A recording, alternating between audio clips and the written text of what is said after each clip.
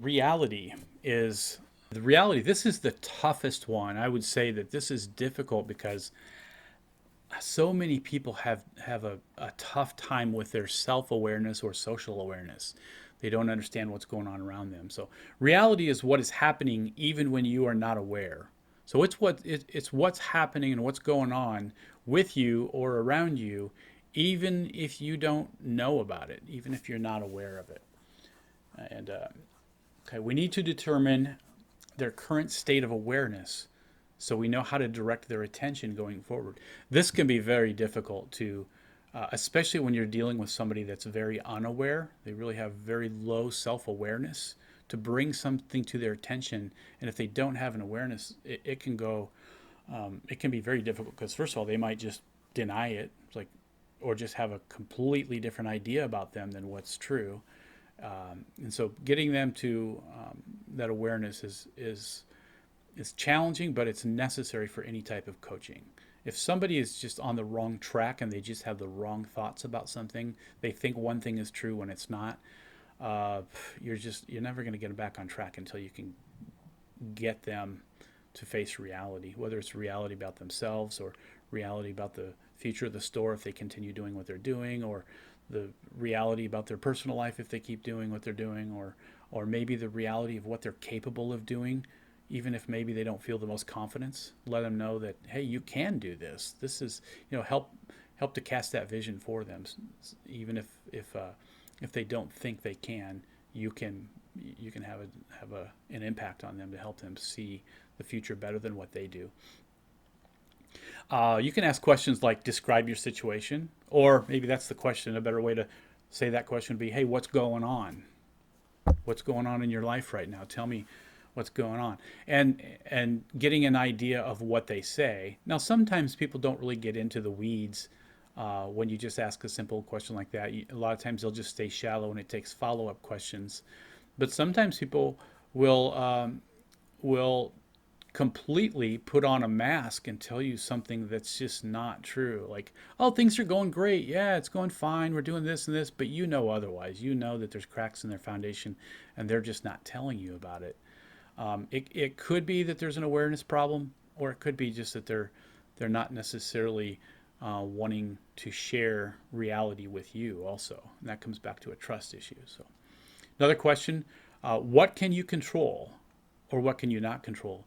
Sometimes people will be in a difficult situation and they're trying to control things that they can't control. They're trying to make people do things that they can't do, and they're ignoring things that they can do. So it's really important that we help people face reality about what they have control over. And that could be as simple as asking the question of just, hey, is that something that you have control over? And if they say no, but it needs to happen, okay, but if you don't have any control over it, maybe you should take a different approach. Or what can you not control? There's a whole lot of things we can't control as leaders in the world. We can't control the political climate necessarily. We can't control a lot of the cultural problems or economic problems that are going on around us. But what we can control is how we react to those things and how we move forward and how we strategize and how we uh, go the extra mile in certain areas, despite there being a lot of problems. You can't just wait till all the problems clear up before you start trying to work them. All right, another question would be, what obstacles will need to be overcome? In other words, what problems can you anticipate going forward? Maybe you need to confront somebody on an issue in your store, and that's a great question. So how do you think this person is going to handle this? How do you think they'll receive this information? And you could follow up from there and say, is there a best way that maybe you could word it so it'll be interpreted correctly? Those are great questions for coaches, just to help people think through things and figure out how to line up with reality. Another question would be, what resources do you already have? What resources do you already have? So what's already in place that can help you? Are there any other people around you that can share the burden? Can other people, is there somebody else that can help with it a little bit? Maybe you're dealing with a crew person and You could share something with your assistant manager, let them in on what you're doing, and ask for them to help to support you and support the other person in whatever it is that you're working with them.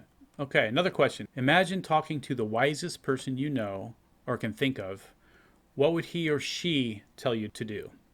And it's really a way to get somebody to get out of their own head and try to look at the situation from an objective perspective. And of course, that's what reality is. That's where we can really dig into reality, is when we get out of our own head and we can see ourselves the way other people see it. And so, just going through this exercise of imagining, talking to the wisest person you know, think of what would they tell you to do. Or there's a follow-up question that I like to ask with this too, and that is, if you were talking to somebody else with the same problem, what would you ask them to do? That's a great question too, because again, it gets a more objective perspective when you take the burden off of you. And that can be hard though. I think it's so much easier to help somebody else with a problem than it is to help myself with the same problem.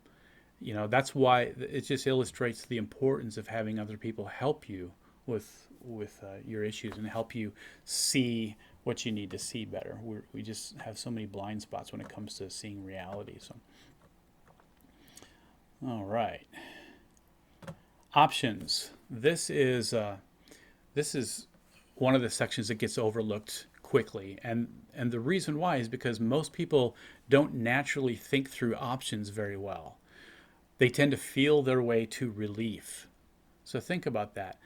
A trial comes up or some difficult situation comes up, and how often do we feel our way to relief?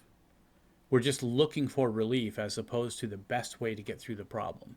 Usually that leads us to taking shortcuts or doing the quickest thing, or maybe impatiently choosing something more quickly than what we should be choosing because we're not patient enough to sift through all of the options. We would just, look for what feels right at the time, or just do what you've always done before. That's also something that we naturally do when it comes to options. We eliminate all the options and we just do what we've done. So a few questions that we can ask when trying to figure out what options there are. What are the different ways in which you could approach this issue? That's just a great question. Sometimes when people hear that, they'll say, well, I don't have any choice. This is the only thing I can do. But if you stop them in their tracks with that and say, look, you always have a choice, but let's think through other ways. What are some things maybe you didn't think about? And you might need to prompt them a little bit. Or you could use a pros and cons list. Anybody ever used a pros and cons list when buying a car or trying to figure out whether you're going to make a certain decision? You draw a line down the middle of a page and do that. Anybody do that? Oh yeah, definitely. Oh, yeah. That way the options and will give you the result that you're looking for. That makes. And a pros and cons list is not necessarily a lot of options. It's just basically the pros to doing one of these options or the cons to doing one of these options. And then if you can come up with the weighs the most. Right. Yep. And so that's a slightly different. Something else that's useful about that list. Mm-hmm. Another thing that's useful about that list is if you have other people inputting into it, because you may not think of all the pros or all the cons. Right, or they could be skewed. They could be skewed by lack of confidence or overconfidence or lack of information. A lot of times when we're trying to think through these things, we just really don't have all the information that's needed, and other people can provide that for you. Or what about times when maybe there's misunderstandings in place, and by having somebody help you think through your options, you can correct some of those misunderstandings. And how many times have you ever had somebody help you with something and you realized, oh, I didn't even know that was an option. I didn't know I could do that. Yeah, you can do that. Everybody's doing that. Okay, great. Well, I'm going to start doing that then.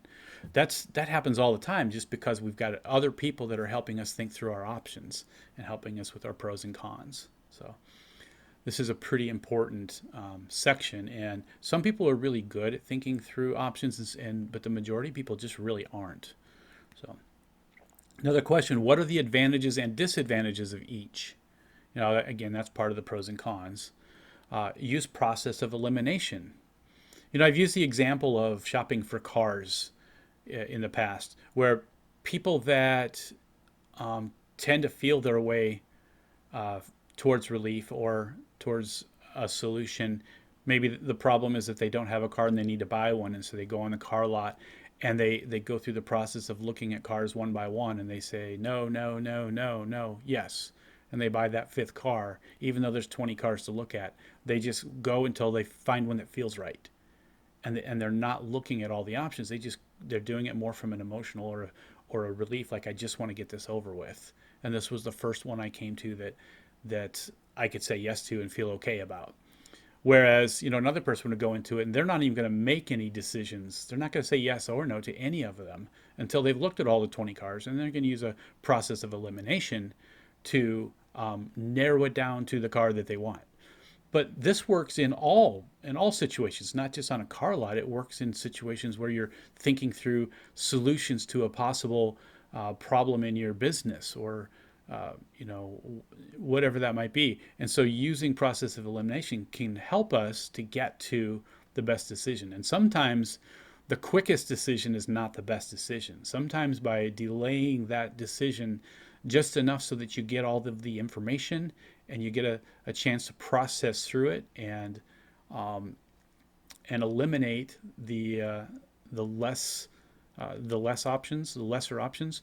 Sometimes that taking that extra time to do that can really save you a lot of time down the road. It can save you tons. I'll say that I've had that experience in business where I was rushed. So going back about 14 years ago, my partners and I had the opportunity uh, to purchase a store in Burlington, Iowa, and we were rushed. We were gonna put a store up, and we had a place in line. And Papa Murphy's came to us and said, "Hey, we're putting a store up in Walmart in Burlington, and it's a new concept, and it can be you, or it will be us." And so they stepped on our toes, really. And so my partner and I had a quick decision to make. We needed to decide: are we going to do this, or are we not going to do this? And and what we did is we decided to go ahead and do it. We didn't have the chance to think it through and to really feel good about it, but we were going to lose that opportunity. And at the moment, we were thinking about opportunities as opposed to wisdom.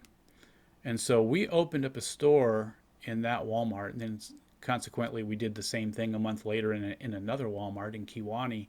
And those were the two dumbest decisions we've ever made in our business, simply because we didn't take the time to go through the process to vet that decision and make a wise decision, and through process of elimination and the pros and cons. And it cost us a lot of money, a lot of money. We almost didn't make it because of that. And since that time, we've decided that we are never going to do that again. If something comes up quickly that's an opportunity, and we don't have the time to vet it, we'll always say no. Nope, not at this time. Maybe later on. And we've made much better decisions, and more times than not, the decision has been no to the bigger decisions like that. So I would say know your options and be smart and wise about how you work through them, and help the people that you coach do the same thing. Help them think through their options the best, and get them unstuck so that they can think outside the box as well. And then, of course, when would this need to be accomplished is a good option. So, or it's a good question to ask to help you know, like, and it matters too. It's like, is this something that's really immediate? Does it need to happen right now, or is this something that can be put off? And can we deal with this in a week or so, or is it something we need to decide on for maybe next year? There's a lot of different things, and so knowing the timing of it will help you also with your options. Maybe delaying that option to find out more information is best, or maybe just deciding right now, do I need to get after it right now? Is it that urgent? And so that will help with your options. Okay, I'm going to move on.